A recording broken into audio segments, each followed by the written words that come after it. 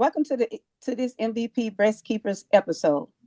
Our previous episode was what's next after the diagnosis. This episode we'll be talking about your story, your terms. Bondra, I know your story was a little different. Yes, it was, Marie.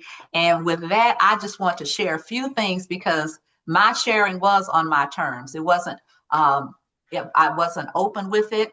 And I just want to give a few tips, a few things that I gained from the experience, but also from a little research. So if you all would just listen here for just a couple of minutes, and then we'll go from there. So one of the things that for me that I was very, very private. I'm just gonna be upfront. Me I too, was Ron. extremely, extremely private, and I said it's got to be on what I call a need to know basis. Right.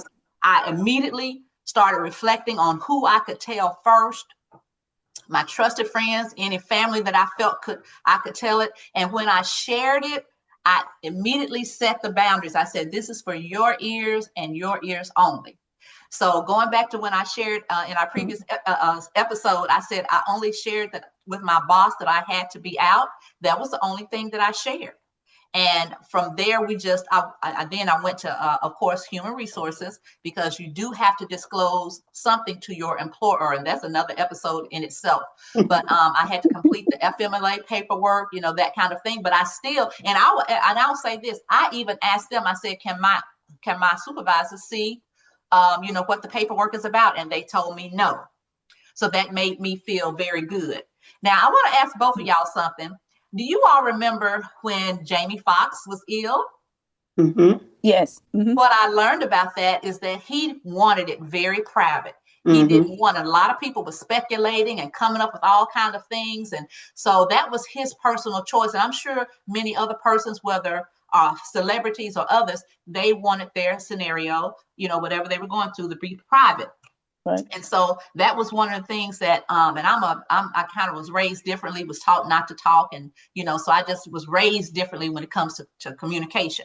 However, one of the things that I also reflected on, and you all walk with me, in other words, how well do we know the emotional intelligence of some of our friends and family? In other words, will they say something and then it turns into gossip disguised as care? Okay. Mm-hmm. So, that's a good point. They'll say, oh, pray for, so-and-so, or I heard so-and-so, that kind of thing. Mm-hmm. And then for me, it also had to be coupled with spiritual intelligence. Those were the two things I was really looking at when I considered the persons that I shared with, is that I wanted to be assured that not only were they emotionally intelligent enough to keep it to themselves, but also the spiritual intelligence to support me through prayer. So that was very important to me. One of the other things that for me was just the general emotional support. As you all recall, I was really trying to find support, right? And I joined the therapy or the occupational study. But then there was also, more of your, how can I say it, the privacy side of it, called HIPAA. And how important HIPAA is when you are telling people. So I also shared with people, I said, now this is HIPAA. This is, you have to protect my medical, information. So I'm not asking you to give anybody any particular details. It just needs to stay with you. And for me, that just made me feel good. In other words, it took off some stress. But it also, and here's the other part of it, it can add on stress when you add. And I remember, Marie, you shared how you had to go through and, communicate with your siblings and so forth about that. So I would like to ask each of you all, because I know both of you all are mothers, and you, Marie, are married. How did you tell your children? How did you share with your children? When I first got diagnosed, I waited. One of my kids were graduating, so I wanted to wait until the graduation till that happened. I think I told both of them together, and they were supportive. I was more concerned, probably more with my daughter, because I know she can kind of be emotional as well. I think my son took it pretty well. As far as my husband, I told him, he was on travel, and I called him on Friday. He was back. He was home on Saturday. and we went to that appointment on Monday. Mm-hmm. And he was the person that had all different types of questions that I didn't even think about answering. Mm-hmm. And he was my biggest advocate. He was my biggest support person. Like Wonderful. the doctors even told him, you should come work for us. He knew I guess he did his research. Uh-huh. And so he was writing down everything when we was at that first appointment. Like I told you from the last episode, I heard Dr. Feldman and I didn't hear her. Yeah. You know, Yeah. so that was my, but I think my kids took it pretty well. They even helped me after my surgery, how to exercise my arm and different things like that. Yeah. So I think Yeah. they took it pretty well. Pam, what about you? So for me, I like I said in the last episode, I didn't tell my daughter and my mom until the weekend before. Now, the guy who was in at the time, he is the one who actually found the lump in my breast, so he knew. I told him. He was the only person that I really talked to about it. His mom had passed from cancer, it's unfortunately. So he was like my confidant. He was my therapist, my everything during that time. And but I really didn't talk to it about a lot of people. But I want to open that up, for a conversation now.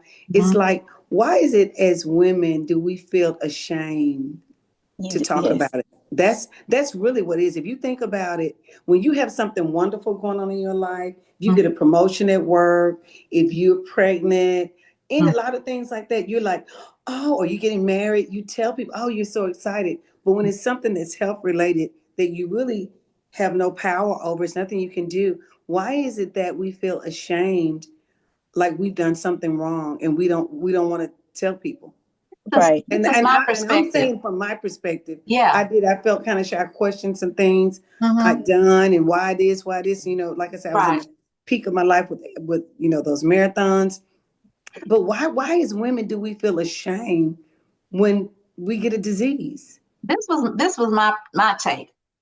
I'm a private person in general, and I know that words have power.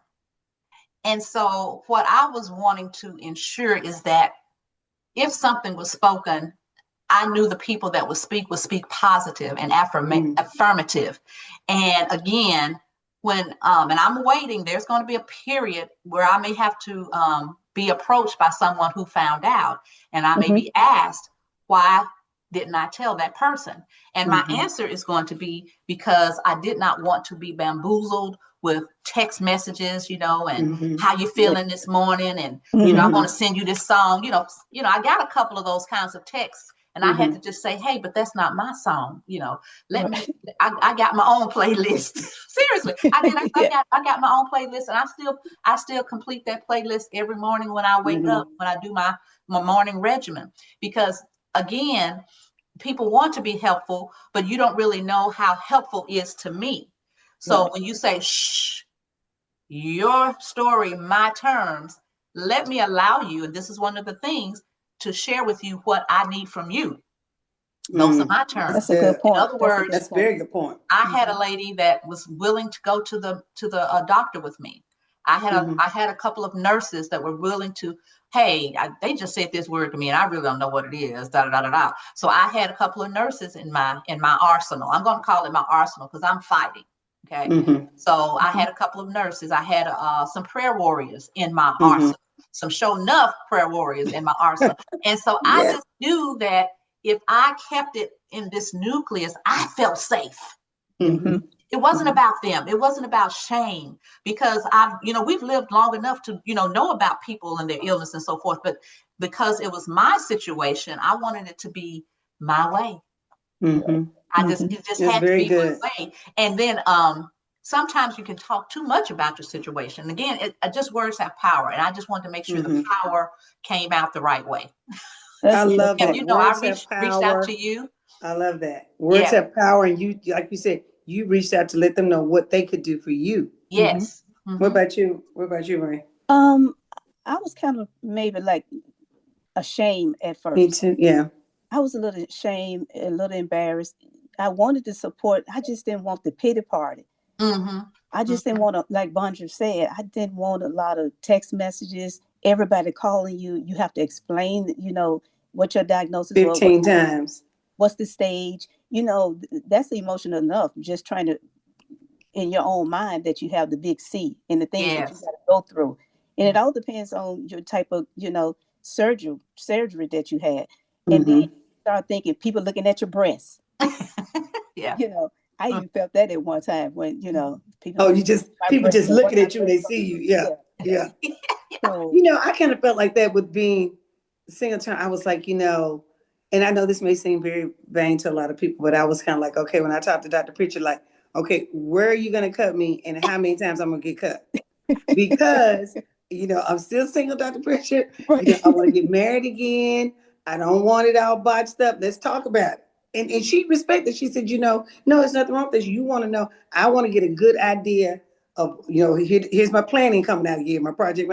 I want to get a good idea of what I think my breasts are going to look like after the fact. That's what I was I don't want to be caught off guard. So Right. let's talk about where you're going to cut me and how long do you think it's going to be, the incision, all these things. And she was fine with it. But some people don't ask those questions. They don't want to know. But like I said, some people might think that was too vain. Yeah, I want it on my body, but I also want to know what my tatas was going to look like afterwards. Okay. right, because we were young. We still were young. Yeah. Yeah. And Y'all. all I kept thinking about is, I want to get married again. So, yeah. But anyway. And the other thing is they are the doctors, the physicians, we've said it more than once, they are part of our what support group. They were out there, they were our support. And the key is just setting your healthy boundaries, because for me, I had to be mentally, you're still working, Pam. You just said what you did, your experience on the last episode about you went to work, you went on to work and so forth and so on. So you have to have, your good mental health. And if you have to tell on your terms, and that's what you have to do. Now, here's some things that I learned, and I just kind of thought about it a little bit. I kind of did some research. When people ask questions and you don't want to answer them, you can say, I don't feel comfortable answering that right now, or I don't have that information. A lot of times, as I shared with you all, I was getting my experience was a little bit delayed. I don't have that information, or I need to find out from the doctor first. Right. So whatever it is that you need to share on your terms. Okay. And I was very specific to some people that I'm not going to tell you. I am not going to tell you. Oh, okay. How did they react to that? Say that again. I'm just curious because, like you said, this wasn't a reaction. It was just let me share it like this. So if I have the situation, I don't want to put things in your head that would make you think about if you were in that situation. So I'm not going to give you any ammunition to even mull over in your head, because again, I just said, sometimes the questions can be disguised as care, but it's actually curiosity. And it's natural. We are natural to be curious when we want to know things. Yeah. But I personally, this is just me, I just did not want to put anything in any person's thought processes about things. So if I just said, well, just pray with me on this is what they shared, or just enough for someone to pray for me. Right. So those were my boundaries as it relates to that. And then, of course, we still had to live life. I still had to get up, put on clothes, go to work, talk to people. I told you we survivors before we were survivors. Yeah.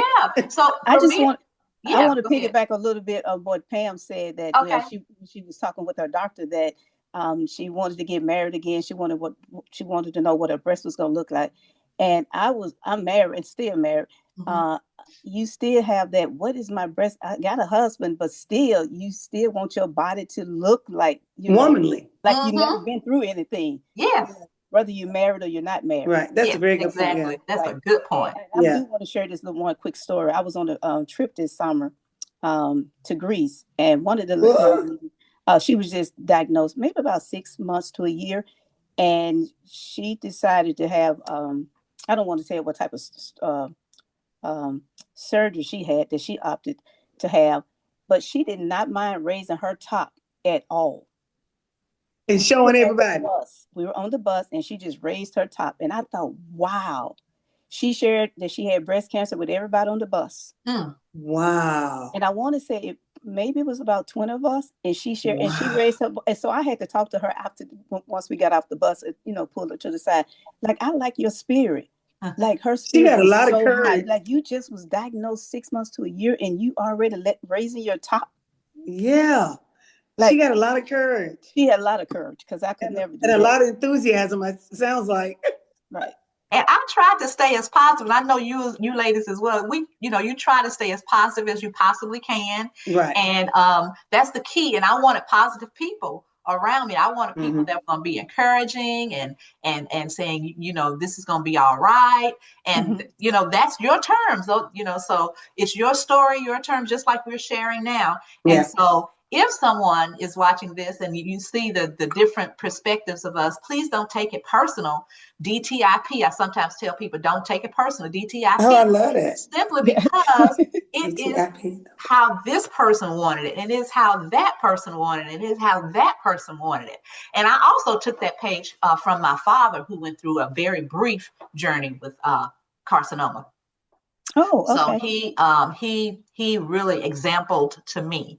And he chose to be quite private in his journey, but that was his choice, and I guess I just kind of took a chip off his block and went that route myself. You are your father's child, right? Yeah. But Vondra, even though you're saying you're private, Vondra, and you probably is private, eventually you might get to that point. So now I can tell anybody, oh yeah. I'm the baby of this group.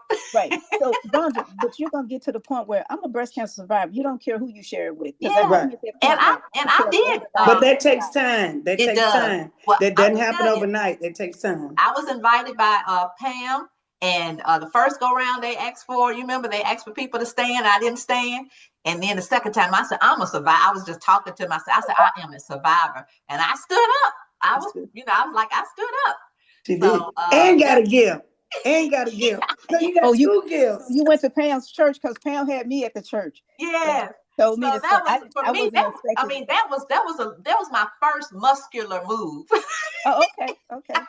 Yeah, and see, I wouldn't even say anything, but at my church, now I am the chairperson over the Breast Cancer Awareness Month in October at my church. So now I love it, and I have different speakers come and everything, and I enjoy it. Yeah. It's a way, like I tell people now, and this is going to be another episode, but I tell people that I used to couldn't even talk about it. I guess I was being silenced. Yeah. But one Sunday, I teach Sunday school, and my children, I had just taught them a lesson about honesty and being forgiving and telling the truth and things like that. And so I thought, what a hypocrite I am, sitting here in the audience, and it was Breast Cancer Awareness Month in my church. And they had all these beautiful ladies standing down front, and they were giving them their gifts, and they were talking about how many years they'd been a survivor. And there I was sitting in the audience, just sitting there. A survivor sitting in the audience. And I thought, what a hypocrite. How can I do this? And I've just, taught my Sunday school class to my children, telling them about the beauty and the benefits of being honest and loyal and transparent. And so I just got up and walked down to the front of the church right there, and everybody was like, where's she going? Like, why's she walking down there? Because I hadn't told anybody. So everybody's looking. When I told my story in that church, my testimony, and everybody has a testimony, as we all do. When I told my testimony, it went a dry eye in my church. So shout out to Mount Olive CME Church. Shout out to my church. But it's just, it doesn't happen overnight. It took time. Now I'm like Marie now. I can tell everybody, like, I'm breast cancer survivor. What can I do to help you? And let's do prayer right now. I'll stop what I'm doing right there and pray with somebody. I did speak to someone on the phone today. I think I shared with you all before we got started. And, I took the call, stepped away from the people that I was with. They confided in me. And I said, I'm a survivor. And I said, you are too. And so sometimes it doesn't come in the midst of people, but it comes in the moments when you have one-on-one opportunity. One-on-one. Yeah, that's a very good point. This has been a very good session, you ladies. Yes. Very good session. This is Love Month, February, and we have talked about a whole lot of stuff this month. We sure have. Now, one other question before we go. I gotta ask you, MVP, why are you wearing those happy birthday glasses? Because it's not your birthday. It is not my birthday, but I know there is a MVP breast keeper experiencing and having a birthday, a survivor. And I'm going to wear this at least once a month to welcome and celebrate everybody. Happy birthday. Happy birthday. If you are seeing your birthday for the umpteenth time, whatever that number is, you are a survivor. Happy birthday. And to our men as well, because we don't want to leave them out. They are survivors, family members, supporters. We're all survivors through this journey. You've shared with your family member, your friend, your coworker. So happy birthday, especially to our survivors. That's right. That's right. Amen. Thank you for explaining that, because I